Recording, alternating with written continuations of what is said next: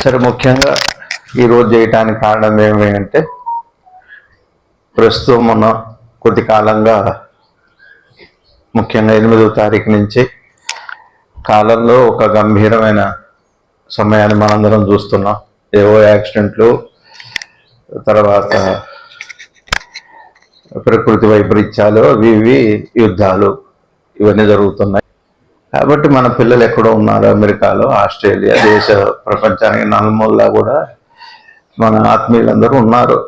మనవలు, మనవరాళ్ళు, పిల్లలు, జల్లలు, స్నేహితులు, ఎన్నో కుటుంబాల వాళ్ళు దేశ విదేశాల్లో ఉన్నారు. ఈ దేశంలో కూడా చాలామంది దూర ప్రాంతాల్లో ఇప్పటికీ ఈ క్షణంలో ఎక్కడెవరు ఉన్నారో, ఏ ప్రయాణాలు చేస్తున్నారు, ఎటు వెళ్ళాలో, ఏం అర్జెంటు, హాస్పిటల్స్లో ఎంతమంది ఉన్నారు తెలియదు కదా. సరే, మనందరికీ భవిష్యత్తు తెలియదు, కానీ ఒక విశ్వాసం అనాదిగా సృష్టి ఆది నుంచి కూడా ఉన్న నమ్మకం ఏంటి అంటే, విశ్వాసం ఏంటి అంటే, భగవంతుని అడిగితే రక్షిస్తాడని అందరికీ ఉంది విశ్వాసం. అంతే, ఏదో జరుగుతుందని కాదు, కానీ అందరూ బాగుండాలని అడుగుతాం కదా.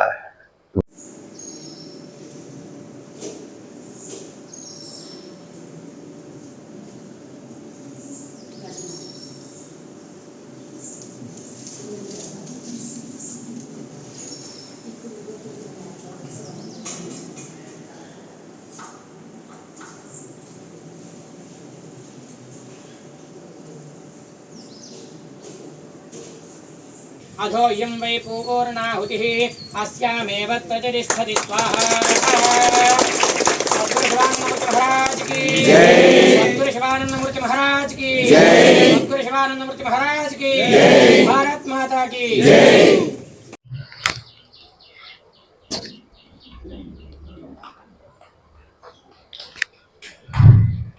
ఓం శ్రీ శివానంద గురుభ్యో నమః. శ్రీ ఆంజనేయ పరబ్రహ్మణే నమః. ఆత్మబంధువులు, ఆత్మస్వరూపులైన అందరికీ నమస్కారం. పూజ్యులు శ్రీ శివయోగానంద స్వామీజీ మధురై నుంచి వచ్చారు. అట్లానే అనంతానంద స్వామీజీ హైదరాబాద్ చిన్మయ మిషన్, వారి పాదాలకు నమస్కరిస్తూ మన ప్రజాప్రతినిధులు శ్రీరామ్ తాతగారి దంపతులు, అట్లానే వచ్చిన పెద్దలందరికీ, మీ అందరికీ నమస్కారం. ఏదో మీ అందరికీ తెలిసిన విషయమే. ఇవాళ ఎందుకు ఈ హోమం చేసుకున్నామంటే, ఇవాళ గురువుగారి నక్షత్రం రేవతి నక్షత్రం ఒకటి. రెండోది, పెద్దలు చెబుతారు రేవతి నక్షత్రంలో యావత్తు ఈ జీవరాశులు అన్నీ ఉంటాయి. అది చివరి నక్షత్రం రాసుల్లో, నక్షత్రాల్లో చివరిది కాబట్టి ఆ నక్షత్రానికి శాంతి చేయటం వల్ల మొత్తం బాగా పుష్టిగా అన్నిటికీ శాంతి జరుగుతుందని పెద్దలు చెబుతున్నారు. సరే, ఆ విశ్వాసంతో ఈ రోజున రేవతి హోమం ప్రతి నెల చేసుకున్నట్టే చేసుకుంటున్నాము. సరే, ముఖ్యంగా ఈరోజు చేయటానికి కారణం ఏమిటంటే ప్రస్తుతం మన కొద్ది కాలంగా ముఖ్యంగా 8వ తారీఖు నుంచి కాలంలో ఒక గంభీరమైన సమయాన్ని మనందరం చూస్తున్నాం. ఏవో యాక్సిడెంట్లు, తర్వాత ప్రకృతి వైపరీత్యాలు, ఇవి యుద్ధాలు ఇవన్నీ జరుగుతున్నాయి. కొంచెం మనసు పెట్టి చూస్తే కొంచెం బాధగానే ఉంది. ఇప్పుడు ఇజ్రాయెల్ పరిస్థితి చూస్తే ఇప్పటికే చాలామంది చనిపోయారు. ఇరాన్లో కూడా చాలామంది చనిపోయారు. నిన్న ఇజ్రాయెల్లో ఒక హాస్పిటల్ మీద బాంబు వేస్తే 1600 మంది ఉన్నారు హాస్పిటల్లో. ఎంతమంది ఉన్నారో ఏమో తెలియదు. సరే, మొత్తానికి మాత్రం జన నష్టం బాగుంది. మొన్న విమాన ప్రమాదం కూడా మీ అందరికీ తెలిసిన విషయమే. 270 మంది పైన పాపం విమానం పట్టడంతో విమానంలో వాళ్ళు, కింద ఎవరో భోజనాలు చేస్తున్న డాక్టర్లు పాపం భవిష్యత్తును వాళ్ళు పోయారు. అది వినటానికి బాధగా ఉంది మనందరికి కూడా. ఇది ఒకటి ఏంటంటే, ఈ జరుగుతున్న ప్రమాదంలో మనం లేకపోవచ్చు, కానీ జరగబోయే ప్రమాదంలో మనం ఉన్నామో లేవో మనకు తెలియదు. కాబట్టి మన పిల్లలు ఎక్కడో ఉన్నారు, అమెరికాలో, ఆస్ట్రేలియా, దేశ ప్రపంచానికి నలుమూలలా కూడా మన ఆత్మీయులందరూ ఉన్నారు. మనవలు, మనవరాళ్ళు, పిల్లలు, జల్లలు, స్నేహితులు, ఎన్నో కుటుంబాల వాళ్ళు దేశ విదేశాల్లో ఉన్నారు. ఈ దేశంలో కూడా చాలామంది దూర ప్రాంతాల్లో ఇప్పటికీ ఈ క్షణంలో ఎక్కడెవరు ఉన్నారో, ఏ ప్రయాణాలు చేస్తున్నారు, ఎటు వెళ్ళాలో, ఏం అర్జెంటు, హాస్పిటల్స్లో ఎంతమంది ఉన్నారు తెలియదు కదా. సరే, మనందరికీ భవిష్యత్తు తెలియదు, కానీ ఒక విశ్వాసం అనాదిగా సృష్టి ఆది నుంచి కూడా ఉన్న నమ్మకం ఏంటి అంటే, విశ్వాసం ఏంటి అంటే, భగవంతుని అడిగితే రక్షిస్తాడని అందరికీ ఉంది విశ్వాసం. అంతే. ఏదో జరుగుతుందని కాదు, కానీ అందరూ బాగుండాలని అడుగుతాం కదా. ఇప్పుడు మనం రోజు ఇళ్లలో దండం పెట్టుకునేది బయటికి వెళ్ళే ముందు ఇబ్బందులు రాకూడదు, బాగుండాలి, మా పిల్లలు బాగున్నాయిగా దండం పెట్టుకుంటున్నాం. ఎందుకంటే అవన్నీ జరిగేవి, మనం ఉన్నామో లేమో తెలియదు.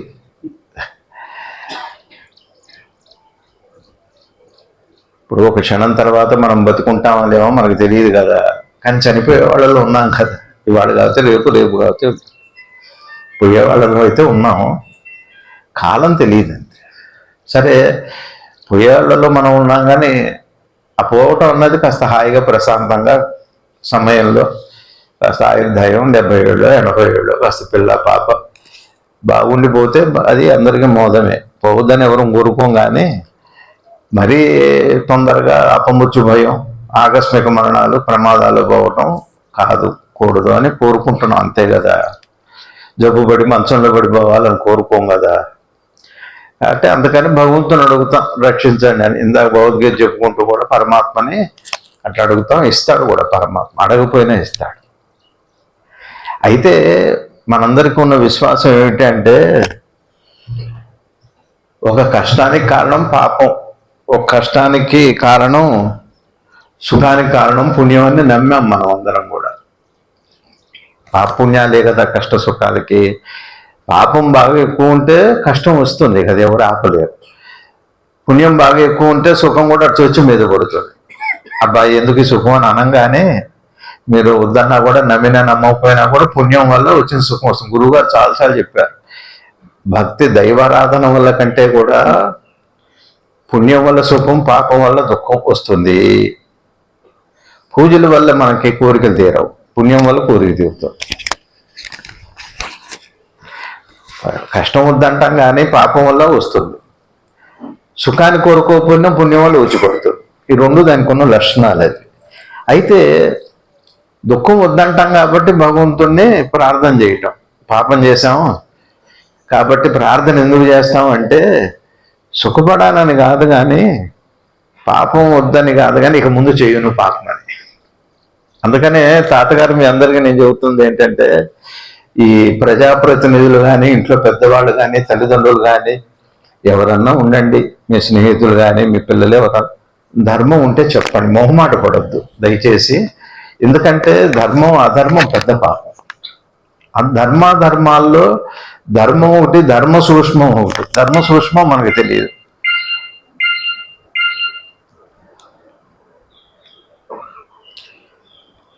ఇప్పుడు అదేదో అలారం మోగింది, మనకేం తెలుసు. కాబట్టి ధర్మ సూక్ష్మం మనకు తెలియదు కాబట్టి అది కృష్ణ పరమాత్మ లాంటి వాళ్ళకి, జ్ఞానులకి, గురువులకి తెలుస్తాయి. ధర్మం తెలుసు, మనం ధర్మం అయితే తెలుసు.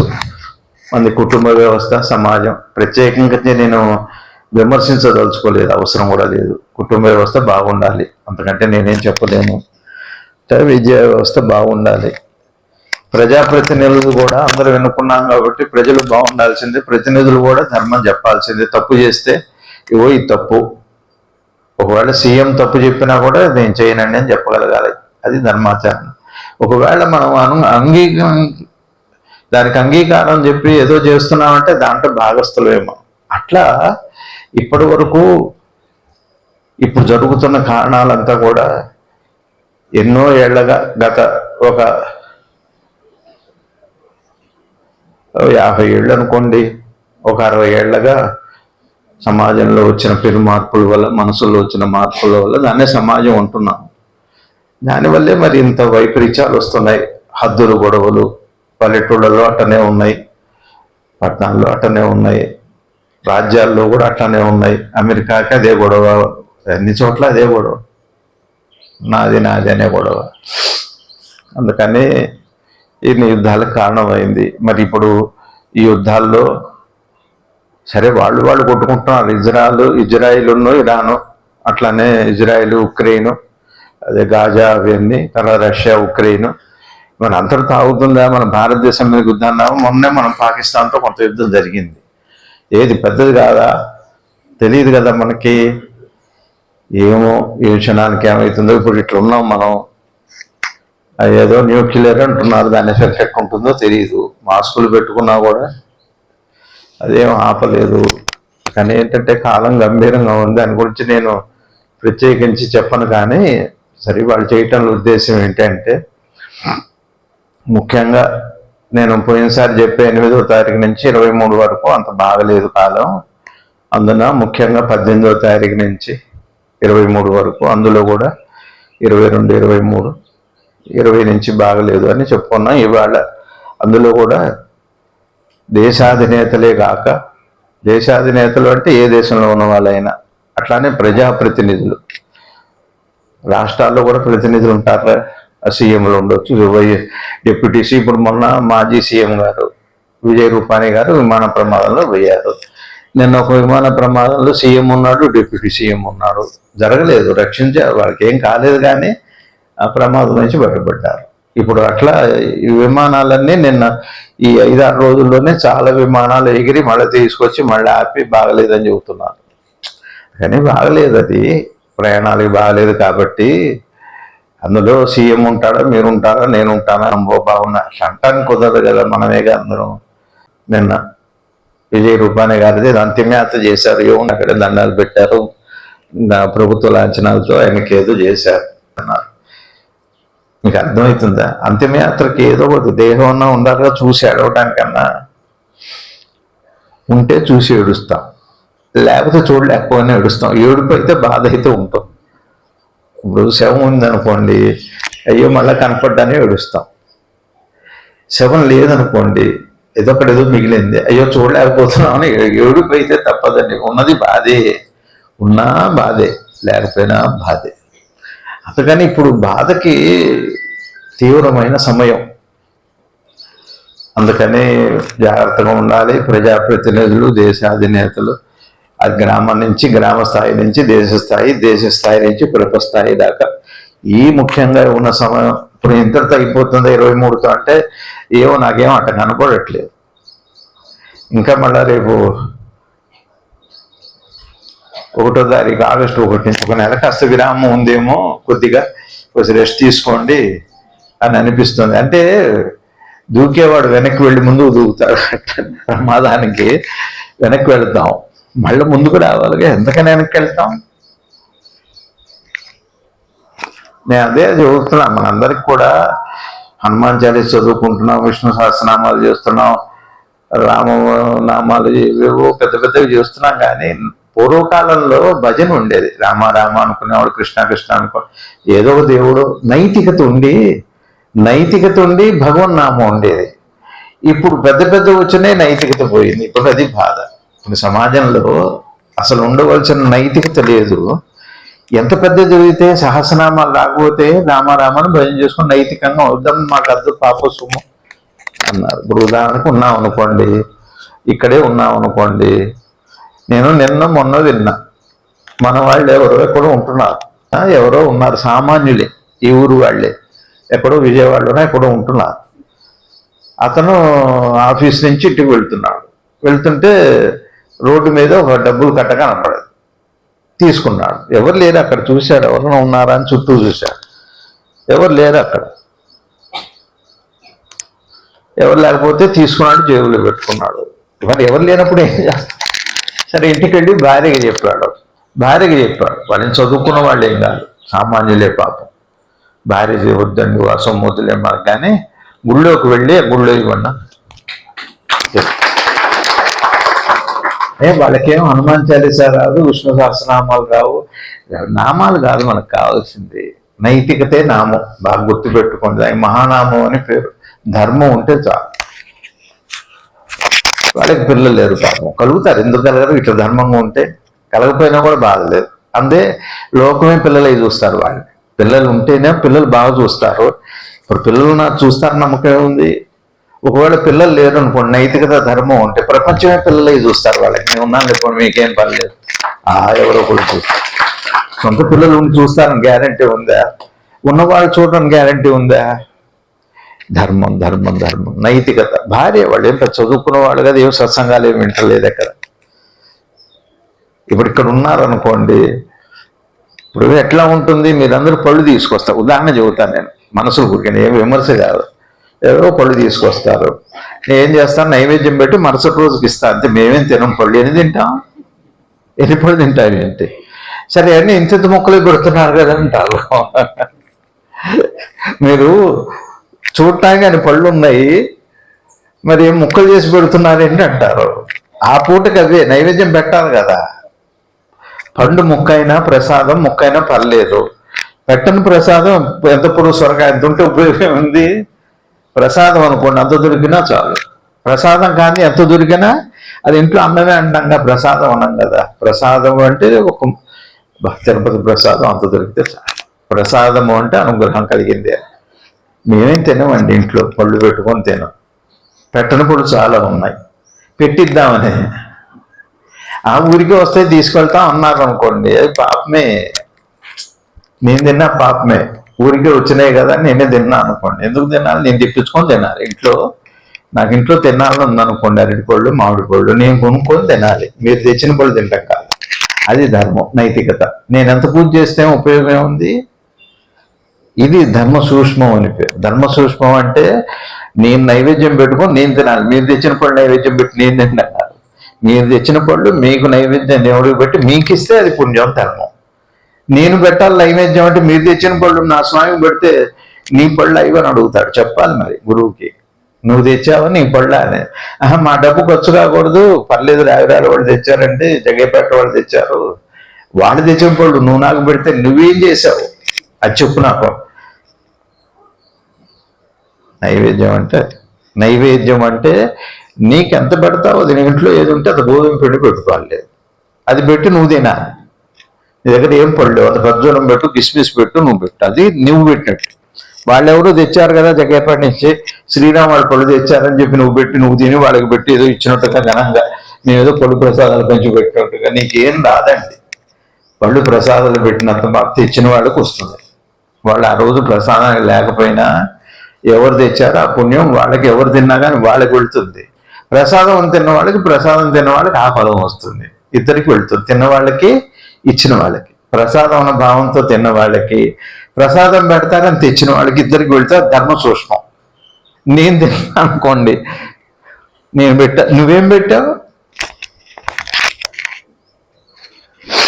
గురువు గారు అట్లుండేవారు, సద్గురువులు అట్లున్నారు. చెబుతున్న ఊరికే చెబుతున్న ధర్మ సూక్ష్మాలు. ఎవరు ఇచ్చింది మీరు మీ సొంతం పెడుతున్నారు. మీ సొంతం ఏముంది, నా సొంతం ఎవరిది కాదు. ఒక చిన్న కథ చెబుతా. చిన్న కథ ఎందుకు గుర్తొచ్చింది, ఎక్కువసేపు చెప్పండి, ఒక 2 నిమిషాలు చెప్పేసి. ఒకసారి కృష్ణ పరమాత్మకి తలనొప్పి వచ్చిందట. కృష్ణ పరమాత్మకి తలనొప్పి వచ్చేది. రాజవైద్యులు వచ్చారు, వాడు చూశారు, వీళ్ళు చూశారు. కృష్ణుడు తలనొప్పి ఏంటి అన్నారు. దేహం కదా, దేహం అన్నాక జ్వరం వస్తుంది, తలనొప్పి వస్తుంది, వస్తాయి, అవన్నీ వస్తాయి. వాడికి వచ్చినాడు, మనం లేం కదా. అప్పుడు ఉంటే నీకు తెలిసేది. ఉంటుంది, వస్తుంది. నాకు వచ్చిందిగా నీకు కూడా వస్తుంది, బాధపడుకోండి. అందుకని వాళ్ళకి కూడా వస్తుంది. వాళ్ళకి ఎందుకు వస్తుంది అంటే, మాకే వచ్చిందిగా మీకు కూడా వస్తుంది. అరే మీకు వచ్చినప్పుడు మాకు రావడానికి తప్పేంటని వాళ్ళకి వస్తుంది, అంతే తేడా. సరే వచ్చింది, ఎన్ని మందులు ఇచ్చినా తగ్గట్లే. ఆయనకి ఏం చేయాలో అర్థం కావట్లేదు. ఇంకా అందులో ఆయన వచ్చారు, నారద మహర్షులు వారు. వచ్చి చూస్తే తలనొప్పితో బాధపడుతున్నారు. భార్యలు కూడా వచ్చారు, అట్లా ఇట్లా అన్నారు, తెరగొడ్డు పెట్టారు, మన ఇళ్లలో మనం చేసిన వైద్యాలు చేశారు. కొంతమంది భక్తికి ధ్యానం చేశారు, ఒక పక్క కూర్చోరు. ఏం పట్టి కదా, నేను మెడిటేషన్ చేస్తాను, చేస్తే చేయండి, నాకేం తగ్గితే మంచిదేగా అన్నా. అదేం తగ్గట్లా. నాలాంటి వాళ్ళు కొంతమంది వస్తా ఉత్సాహికులు వెళ్ళి, నేను మెడిటేషన్ చేస్తాను, నేను తగ్గిస్తా, నాకు రేకి చేస్తే చెయ్యి తప్పు లేదు, తగ్గితే మంచిదే. సరే ఎవరి ప్రయత్నం వాళ్ళు చేస్తున్నారు. సరే ఎట్లా తగ్గకపోతే ఎవరో ఇట్లా రుక్మిణో ఎవరు కష్టపోయి వివేకం ఉన్నవాళ్ళు ఏం చేద్దామండి. సరే పూజ గదిలో భరిణి ఉంటుంది, నేను పూజ చేసి తీసుకొచ్చి పెడితే తగ్గుతుందన్నారు. సరే అప్పుడు పూజ గదిలోకి వెళ్ళి ఆయన పూజ చేసే భరిణ ఏదో ఉంది, ఇంత భరిణ మూత పెట్టి ఉంది. సరే తీసుకొచ్చి తెరిచి ఆ కృష్ణుడికి బొట్టు పెట్టారు. కృష్ణ పరమాత్మకి బొట్టు పెట్టగా అబ్బా తగ్గిపోయాడు. ఈ నారదుడికి అనుమానం, ఎంతమందికి మందులు ఇచ్చారు, ధ్యానాలు చేశారు, నామాలు చేశారు, ఏదో చేశారు, అంతా చేశారు, తగ్గలేదు. నారదుడికి అనుమానం వచ్చి ఆయన నారాయణ నారాయణ అంటూనే ఉన్నాడు. అది సరే కానీ భగవాన్ ఈ ముల్లోకాలు నిన్ను తలుచుకుంటాయి, నువ్వు త్రైలోక్య గురువి పరమాత్మవి, నిన్ను తలుచుకుంటేనే జన్మజన్మల పాపాలు పోతాయి, జన్మజన్మల పాపాలు పోతాయి, నీకు తలనొప్పి ఏమిటి, అసలు ఏం చేశావు అన్నారు. ఏముందని అడిగారు నారద మహర్షి. మీరు కూర్చోపోయారా, నవంచనగారు కూర్చో వేయండి, పెద్దవాళ్ళు కానాలని మర్యాద చేయాలి, సత్సంగం చెబుతాను, కూర్చోని వాడు కూర్చో. ఇప్పుడు కూర్చున్నారు, మీరు ఒక సంవత్సరం ఆగండి, ఇక్కడ కూర్చో, అన్ని కుర్చీలు ఇక్కడ దొరకవు, ఎవరిస్తారు దాతలు. సరే పర్లేదు, ఏజ్ ప్రాబ్లం అది. స్వామీజీ అదే ఉన్నారు. ఒకసారి మేము ఎంఎంఏ హోటల్లో ఉన్నాం, ఎంఎండే హోమ్ హోటల్ కంచిలో. లక్ష్మి నేను పైకి వెళ్ళాం, స్వామీజీ కూడా, మాది 2వ ఫ్లోర్. 3వ ఫ్లోర్లోకి వెళ్ళి లక్ష్మి తాళం లాగుతుంది, అది రావట్లేదు. ఎంతలో హోటల్ వాళ్ళు వచ్చారు, మేనేజ్మెంట్ వాళ్ళు ఏ అమ్మ తలుపు ఉంచుతారో ఎరగొడతారో, అదేంటంటే అన్నారు, మీ రూమ్ కాదు అది, కింద ఉంది మీది అంటే. స్వామీజీ అన్నారు, మీరు బాధపడకండి, ప్రాబ్లం మీది కాదు, ఏజ్ ప్రాబ్లం అది. సరే కృష్ణ పరమాత్మ చెప్పాడు, నేనేం డివేట్ అవ్వలేదు, నేను అక్కడే ఉన్నా అంటే. అప్పుడు ఏం లేదు, అది నా భక్తుల పాదధూళి అన్న. నాకు భక్తుల పాదధూళి అంటే నాకు భక్తి, మీకు ఆయన పాదాలంటే మీకు భక్తి, నాకు భక్తుల పాదాలు నాకు భక్తి. చూడండి, అది పరమాత్మే. మన సనాతన ధర్మంలో పరమాత్మ భక్తుడిని భగవంతుడుగా భావిస్తాడు, భక్తుడు పరమాత్మని, అది ఒక అండర్స్టాండింగ్, శరణాగతి అని పేరు. ఇంకొక విదురుడు ఇంటికి వెళ్ళాట, కృష్ణ పరమ ఇంటికి రండి భోజనానికి, మళ్ళీ ఆయనే పిలిచారు. సరే అప్పుడు పిజ్జాలు, బర్గర్లు, ఇప్పుడు టిఫిన్లు లేవు, భోజనం లేవు, బొంబాయి రవ్వ ఇట్లాంటివి ఏవో పళ్ళు పెట్టేవాడు.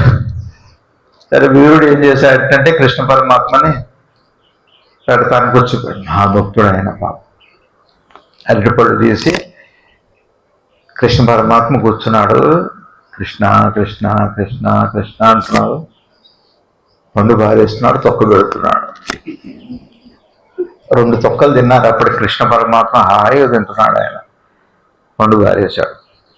ఇది ఇప్పుడు చెప్పిన ఎప్పుడో చదువుకున్నవి ఇవన్నీ భక్తి విజయంలో పెద్దలు చెప్పిన కథలు ఇవి.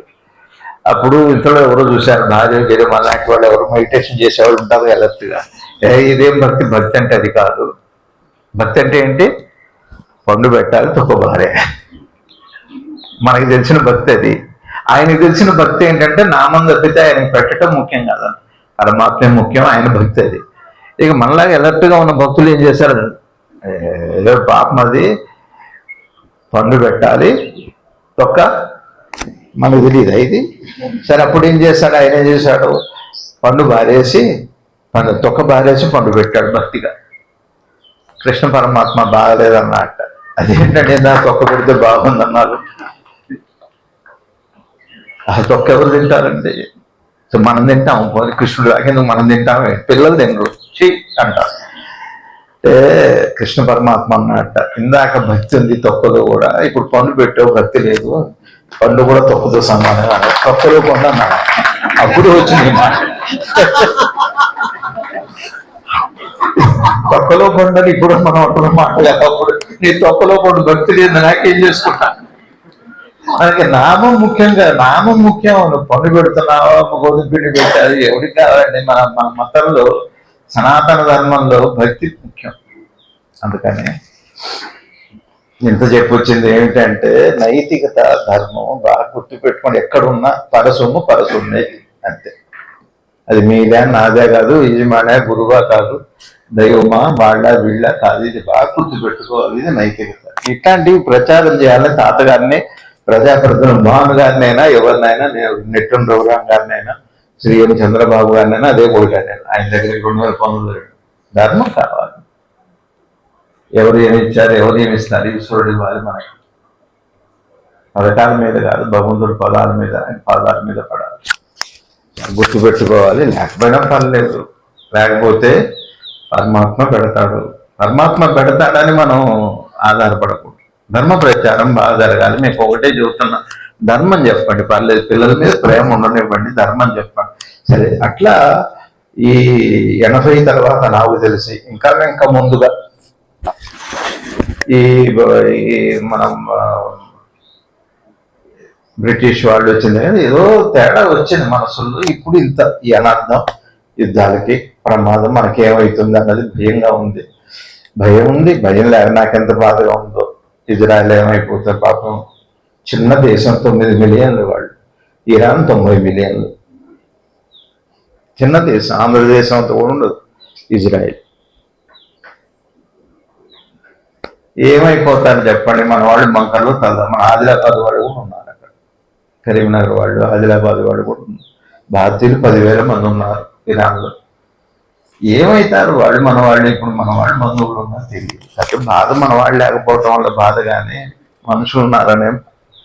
అంటే అందుకని ఏంటంటే ఇప్పుడున్న కాలం, ముఖ్యంగా ఈ 3 రోజులు పెద్దవాళ్ళకు కూడా బాగలేదేమో నాకు తెలుసుగా. నాకేం జ్యోతిష్యం తెలియదు, గ్రహాలు తెలియదు, జాతకాలు తెలియదు. నేను యోగిని కాదు, పండితుని కాదు, ఏదో ద్రష్టం కాదు, ఉపాసకుని కాదు. కానీ మనసుకు చూస్తుంటే పరిస్థితులు కొద్దిగా బాగలేదు. ఎవరైనా బాగుండాలి, అందరూ బాగుండాలి, మీరు బాగుండాలి పిల్లలందరికీ. ఎవరు నన్ను మేము కూడా వస్తామంటే వద్దన్నా, బాగలేదమ్మా రాకండి, అక్కడే దండం పెట్టుకోండి. సరే, మీరందరూ ప్రేమతో వచ్చారు, చక్కగా ప్రయత్నం చేసుకొని అంత పొట్టు పెట్టుకొని వెళ్ళండి. ప్రసాదం చేయించారు, గోధుమలో పాయసం, ఇంకేవో కూడా చేయించారు, ప్రసాదాలు తినండి. ఒకటే అది ఆ హోమగుండం. మనకేంటంటే హోమం అంటే ప్రత్యక్ష సూర్యుడెట్ట పరమాత్మ, అగ్ని ద్వారా పరమాత్మ వచ్చి మనం ఎవరిని అడుగుతామో అలా స్వీకరిస్తారు. ఇక్కడ కూడా అగ్ని ఉంది, జఠరాగ్ని రూపంలో ఉంటాడు పరమాత్మ. మన తిన్న అన్నం అడుగు మనం అరిగించుకోవట్లా. ఏదో జెల్సీలు అవి ఓ ఫ్యాంటాసిడ్స్ వేస్తే అవి అరిగించవు. పరమాత్మ ఉంటే అరుగుతుంది. పరమాత్మ లేనితో అరగదండి. పరమాత్మ ఉంటేనే లోపల అరుగుతుంది. తిన్నది అన్నం ఎవరి వల్ల అరుగుతుంది అంటే మన వల్ల కాదు. తింటాం మనం ఉంటే, అరగడం పరమాత్మ, అరిగించుకునేది ఆయనే. తెలిస్తే శరణాగతి, తెలియకపోతే ఏముంది, నేను తిన్నా, నేను చేస్తే అరిగించు, ఏమరుగుతుంది అమ్ముందా? అరగనే ముందు దొరకదు, తర్వాత అరగదు, తర్వాత ఇది ఎవరిది ఏం లేదు. మీరు ఇవన్నీ చెబుతారు, మీరు ఆచరిస్తున్నారంటే ఆచరించాలనే ప్రయత్నం, ఎవరైనా చెబితే వినే ప్రయత్నం. అందుకని మీ అందరినీ నేను కోరుకుంటున్నా, మీరందరూ బాగుండాలి. మీ పిల్లలు, మనవరు, మనవరాళ్ళు, మీ స్నేహితులు ఎక్కడో దేశాల్లో ఉన్నారు. ఉద్యోగం పోయిందని ఒక డిప్రెషన్, ఉద్యోగం రావట్లేదని ఒక డిప్రెషన్, వచ్చిందని ఒక డిప్రెషన్. అందరం కూడా ఉన్నాయి అన్ని దేశాలన్నీ బాగలేదు. సరే, ఏదైతే నేను రమ్మంటే రావట్లేదు, పొమ్మంటే పోవట్లేదు, పోతే ఆపేవాడు ఒకడు, వస్తే ఆపేవాడు, ఇదంతా గందరగోళంగా ఉంది. అందుకని ఏదైతే అందరం బాగుండాలని ఒక హోమం సంకల్పం చేసుకొని అదే ప్రార్థన చేశారు. ధర్మం నిలబడాలి. ధర్మో రక్షతి రక్షిత అని, సర్వే జన సుజనో భవింతు, సర్వే సుజన సుజనో. ఇప్పుడు ఇజ్రాయెల్ ప్రెసిడెంట్తో మార్పు రావాలి, ఇరాన్ ప్రెసిడెంట్తో. నేను ఆపేదే లేదు అంటున్నాడు ఖమేనీ అన్న, ఆయన ఇరాన్ ప్రెసిడెంట్. ఇజ్రాయెల్ వాడు నేను వదిలిపెట్టేదేదో అంటున్నాడు. ఇద్దరు పట్టుదలనే ఉన్నారు. ఏమైతుంది, అంతటితో ఆగుతుందా అంటే 2 ఆటం బాంబులు వేశారంటే మనందరం ఖాళీ. వాడు కొట్టుకున్న మనం ఉండము. ఇప్పుడు నేను నైమాన ప్రసాదం ప్రమాదంలాగా వాడు పోయారు, కింద అన్నం తినేవాళ్ళు వాళ్ళు పోయారు, డాక్టర్లు, భవిష్యత్తు ఉన్నవాళ్ళు. కానీ మనం బాగుంది. అందుకని జాగ్రత్తగా, అందుకని అందరి మనసులు గురువు గారు అదే అన్న, అందరు మంచివాళ్ళు అవ్వాలి, మంచివాళ్ళు బాగుండాలి. ఉన్నవాళ్ళు అందరూ మంచివాళ్ళు కాదనుకోండి, ఎవరికి సుఖం ఉండదు. మంచివాళ్ళు, బాగున్న వాళ్ళు ఉంటే అందరికీ సుఖం, అందరూ సుఖపడాలి కదా. అందుకని చిన్న హోమం చేసుకున్నాం మనందరం కలిసి. ప్రసాదాలు తీసుకోండి. మీరు హోమం అందుకని నన్ను గురువు గారిని అడగండి, మీ ఇష్టదేవాన్ని అడగండి. ఓం నమో భగవతే రుద్రాయ అని మని సూక్తం కూడా చేశారా?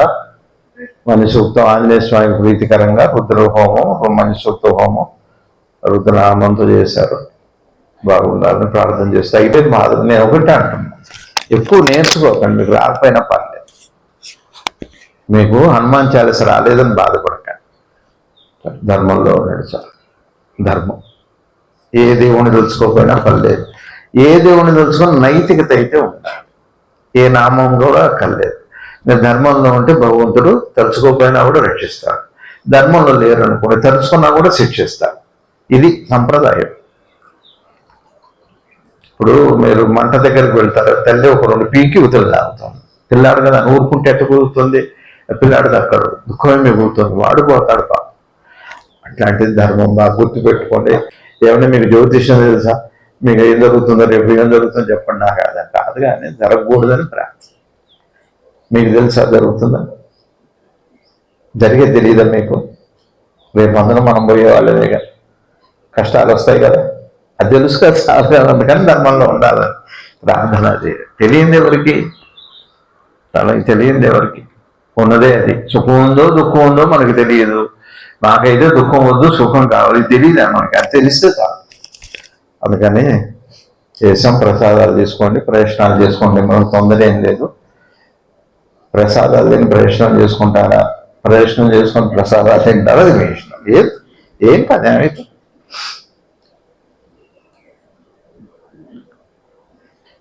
ఎవరికి ఏం కోపం లేదు. ప్రదక్షిణం చేసి ప్రసాదాలు తిన్నారు అనుకోండి, అగ్నిహోత్రులు సంతోషపడతారు. ఒకవేళ ప్రసాదం తిని ప్రదక్షిణం చేశారు అనుకోండి, గురువు గారు సంతోషపడతారు. అగ్నిహోత్రుడు గురువు గారు వేరు. అది ఏది మనం మిస్ అయితే ఉంది. ఏం తాతగారు 2 మాటలు చెబుతారా? ధర్మ ప్రచారం చేయమంటున్నా తాతగారినే కాదు, మీరందరినీ కూడా ధర్మ ప్రచారం చేయాలి. ఓట్లు వేసిన వాళ్ళలో ధర్మం ఉండాలి, వేయించుకున్న వాళ్ళలో ధర్మం ఉండాలి, పాలించే వాళ్ళలో ధర్మం ఉండాలి. అప్పుడే మనందరం బాగుంటాం. కానీ ఒట్టి పథకాల వల్ల ఏం బాగుంటాం చెప్పండి? ఇప్పుడు జగ్గేపల్లి నుంచి అడ్డోర్ దగ్గరికి వెళ్ళేటప్పుడు ఈ సంవత్సరంలో 5-10 యాక్సిడెంట్స్ అయినాయి. రోడ్డు కనపడదు, చెట్టు పెరిగిపోయి ఉన్నాయి. ఏం చేస్తాం? వేగంగా వస్తున్నారు, ఏం చేస్తాం?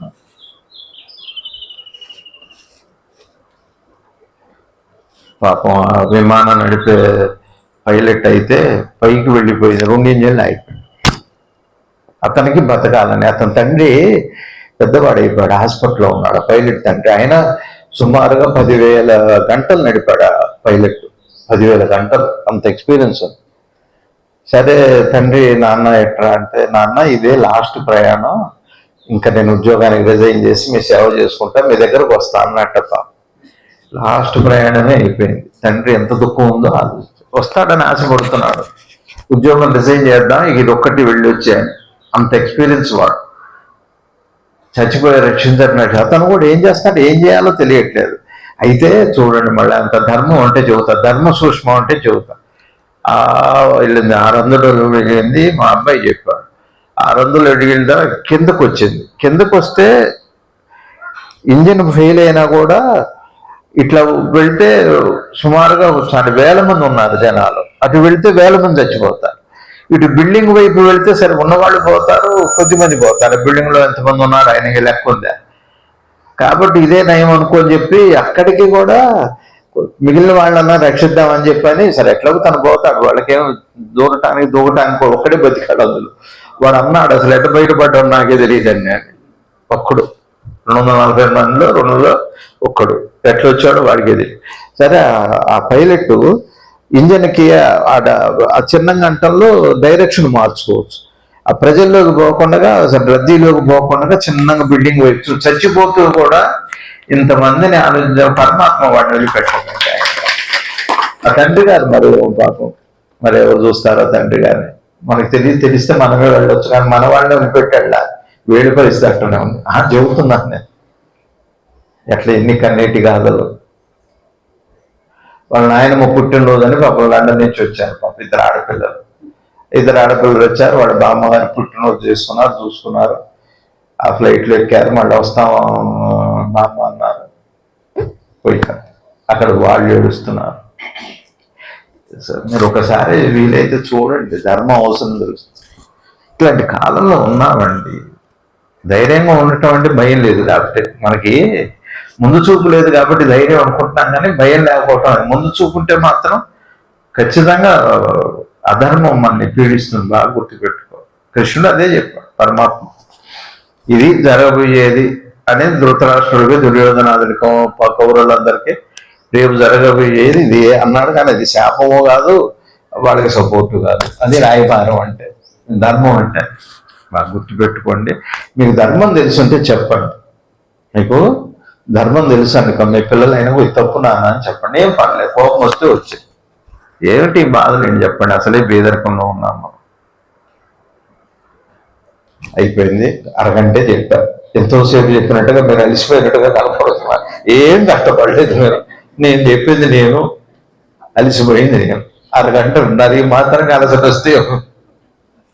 అందరికీ నమస్కారం. చాలా మంది కొత్త వాళ్ళు కనపడుతున్నారు, బాగున్నారా? ఇప్పుడు కార్యక్రమం ఉంది, లేట్ చేస్తే వాళ్ళకి ఆలస్యం అవుతుంది. ప్రసాదాలు తీసుకొని చక్కగా శ్రద్ధగా మిగిలితే కొంచెం ఇంటికి కూడా తీసుకెళ్ళండి. అందరూ ఆయన వాళ్ళు ఉంటారు కదా, కొద్దిగా అంత తీసుకొచ్చారు, మెతుకు పెట్టి. కుంతీదేవికి ఆవిడకి అక్షయ పాత్ర ఇచ్చాడు సూర్యుడు. ఎట్లా ఉంటాం మేము, అడవిలో ఉంటాం కదా, మరి ఏం తింటాం, ఎవరు వండుకుంటారు, కట్టెలా పుట్టెలా ఇవే ఉంటాయి అని అంటే ప్రార్థన చేయమని అంటే, అప్పుడు ప్రార్థన చేస్తే అక్షయ పాత్ర ఇచ్చాడు ఆయన. ఇది సూర్యోదయం నుంచి సూర్యాస్తమయం వరకు 10 లక్షల మంది వచ్చినా నువ్వు పెడుతున్నా కొద్ది వస్తుందని అక్కడ దొరికితే బాగుండండి. అసలు ఈ పని కూడా ఉండదు, ఈ హోటల్ చూస్తే. సరే ఆవిడకి ఇచ్చారు, అయిపోయాయి. అయితే దుర్యోధనుడు ఒక ప్లాన్ వేశాడు. వీళ్ళకి శాపం ఇస్తే కానీ వీళ్ళకి కుదరదు అని చెప్పని ఆయన దూర్వాస మహర్షిని, ఆయన కోపం ఎక్కువ. ఎవరో మనలాంటి వాళ్ళు ఎవరో ఉన్నారు అందులో, కోపం ఉన్నవాడు. అందరిని అంటారు, ఈ టైంకి వెళ్ళండి, అక్కడ పోయి భోజనం తింటామనండి అని అన్నారు. 1,00,000 మంది శిష్యులు, ఆయన ఒక్కడు కాదు, ఆయన ఆ దూర్వాసుడికి. సరే ఆయన 1,00,000 మంది శిష్యులతో వెళ్ళారు. అది సూర్యాస్తమం అయిపోతుంది ఆనందం. అప్పుడు అది ఉండేది ఇంత పాత్రే అది. మీరు ఎన్ని లక్షలైనా పెట్టచ్చు. మీకు ఇట్లాంటివి చాలా ఉన్నాయిలేండి, గురువు గారు కూడా అటు పెట్టారు, అది వేరే విషయం. అయితే సరే వస్తున్నారు, వస్తే శపిస్తాడు 1,00,000 మంది. సరే వచ్చాక వాళ్ళు ఏమన్నారు, మీరు స్నానం చేశాండి అన్నారు. సరే స్నానం చేస్తామని చెప్పి పాలేటికి వెళ్ళారు, స్నానం చేసి వద్దామని. వస్తే శపిస్తాడు. ఇక పెట్టకపోతే మన ఋషి కదా, ధర్మం కూడా కాదు. శాపం అంటే ఏంటి, ధర్మాన్ని అనుసరించకపోతే వచ్చేదే శాపం అంటే. సరే శపిస్తానేమని భయపడుతున్నారు. ఎట్లా అప్పుడు పరమాత్మ ప్రార్థన చేశాను, నాకు నువ్వే దిక్కు అని చెప్పాను. పరమాత్మ వచ్చాడు. వాళ్ళేమో అక్కడ స్నానానికి వెళ్ళారు. స్నానానికి వెళ్తే ఏమైనా ఉంది అన్నం అని అడిగాట. ఇంకెక్కడుంది, కడిగి పెట్టామన్నా, ఉంటుంది చూడు, ఏమైనా ఉంది, ఒక మెతుకున్నా చాలా అన్నమాట. అది లక్కీగా ఒక మెతుకు ఎట్లా అంటుకొని ఉంది ఆ కిందకి, ఒకటే మెతుకు. పరమాత్మ ఏం చేశాడు, అది పెట్టమ్మా, తిన్నారు. అక్కడ వాళ్ళ కడుపు నిండిపోయింది. ఏం తింటే అక్కడ వాళ్ళ కడుపు నిండి. ఇక్కడికి వస్తే పెడితే తినకపోతే దోషం. అది మళ్ళీ ఆయన ఆ ధర్మం ఆలోచించారు. ధర్మ సూక్ష్మం అంటే ఉన్న వాళ్ళకి లేదంటే ఇక్కడ వీళ్ళకి దోషం. టైంలో వచ్చిన వాళ్ళకి పెట్టాలి, ఏదో ఒకటి పెట్టాలి. ఒకసారి గురువు గారు భీమిలిలో ఉన్నప్పుడు నిలబడి ఉన్నారండి మీరు. డోగుపతి రాము గారు వచ్చారు, సంతోషం. అందుకని వస్తే అప్పుడు ఏమైందంటే గురువు గారికి మధ్యాహ్నం ఎవరో వచ్చారట. వాళ్ళు ప్రశ్నలు చెబుతారని ఇక్కడలాగానే సరిగా ఏ ఇన్ఫర్మేషన్ సరిగా ఉండదు, నాలాగానే ప్రశ్న మాత్రం సరిగ్గా చెబుతున్నాం, అది లేదు. సరే ఇక్కడ అన్నం పెడతారు కదండి అన్నట్టు. అక్కడ ఉన్న వాళ్ళు ఏం చెప్పారు గురువు గారితో, ఇక అన్నాలు ఏం బెటర్ విడిపోవడం అన్నట్టు. దంపతులిద్దరు విడిపోయారు. సో గురువు గారు వెళ్ళారు, అది వచ్చి పూజ చేసి వచ్చాక ఒక్కసారి వారికి తెలుస్తుంది కదా, ఎవరిని వచ్చారా నా కోసం అడిగారు. ఎవరు ఇద్దరు వచ్చారన్నా. ఏమడిగారు వాళ్ళు మిమ్మల్ని అన్నారు. వచ్చి మీరు కలుస్తారంటే కలవలేదు. ఇంకేం అడిగారు అన్నారు. అన్నం పెడతారా, ఇక్కడ పెడతారని తెలిసింది అన్నారు. అంటే అడిగారండి, ఇక్కడ పెట్టరని చెప్పాం అన్నారా అన్నమాట. ఇంకా గురువుగారు అన్నం తిన్నా అప్పటికి. ఆ రోజు నుంచి గురువుగారు 2 రోజులు నీళ్లతోనే ఉన్నారు. అది దాన్ని చూస్తాం. మనం చేస్తాము పని చేస్తే మంచిదే, అదే పెద్ద కష్టమైన పని. అన్నం మానే కల్లా వచ్చిన వాడికి అంత వండపెట్టగలిగితే చాలా. అంటే ఎంతో పల్లెటూళ్ళలో ఒక 20 ఏళ్ల క్రితం వరకు ఉంటాయి, అన్నళ్ళల్లో ఉంటాయి. ఏదో ఒకటి వాళ్ళు తినకపోయినా అంత ఉండేది. ఇవన్నీ ధర్మ సూక్ష్మాలు. అందుకని ప్రసాదాలు తీసుకొని చక్కగా ప్రార్థన చేసుకొని మాస్కులు పెట్టుకొని ఇచ్చారు. వరంగల్ నిన్న హైదరాబాద్ వచ్చిందని చెబుతున్నారు. వరంగల్లో ఒక రోజు 7 వచ్చింది. మంచి సంతోషం. మనకి ఏ బాధ రాకూడదండి. భగవంతుడి దైవం ఏ బాధ రాకూడదు, మనసులో బాధ ఉండకూడదు. అదొక్కటి నా ప్రార్థన. తాతగారు మీరు ఏమైనా మాట్లాడతారా? స్వామీజీ మీరు ఏమైనా చెబుతారా? మత భేదం ఏం లేదు, ఏ భేదాలు లేవు, అందరూ బాగుండాలి. మళ్ళీ ఒకసారి స్వామి పాదాలకి, మీ అందరి పాదాలకి మనస్ఫూర్తిగా నమస్కరిస్తూ థ్యాంక్ యూ. వీరండి అందరు దొంగలు కదా దగ్గర అందరూ ప్రసాదాలు తొందరగా పెట్టేసి లేచి దండాలు పెట్టుకొని ప్రసాదాలు తీసుకొని వెళ్ళండి. అందరికి ఇక్కడి నుంచే పేరు పేరున నమస్కారం. కొత్త వాళ్ళు ఎవరు వచ్చారు? అందరూ తెలిసిన వాళ్ళు వచ్చారు. విన్నవాళ్ళు తృప్తిగా ఉంది నాకు అయితే.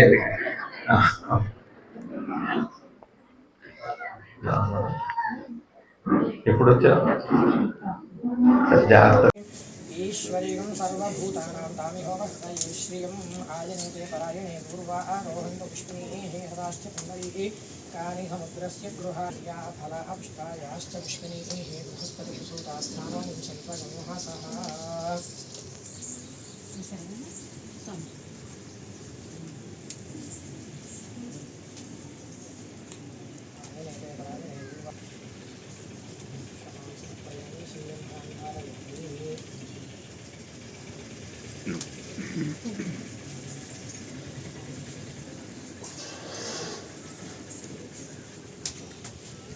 ఓం 12 గృహేతేన ఆజ్యేన శృచం పూరయిత్వా 1 2 3 4 5 6 7 8 9 10 11 12.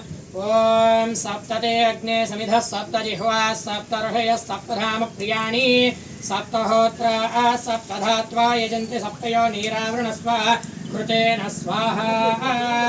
అగ్నయే సప్తహోత్రాయ ఇదన్న మమ పూర్ణాహుతిముత్తమాంజహోతి సర్వం వై పూర్ణాహుతిః సర్వమేవాప్నోతి అధోయం వై పూర్ణాహుతిః అస్యామేవ ప్రతిష్టతి స్వాహా. महाराज की जय। सद्गुरु शिवानंद मूर्ति महाराज की जय। सद्गुरु शिवानंद मूर्ति महाराज की जय। भारत माता की जय। वरुंधे यन कामयेत प्राणान सान्नाद्यं वी ओम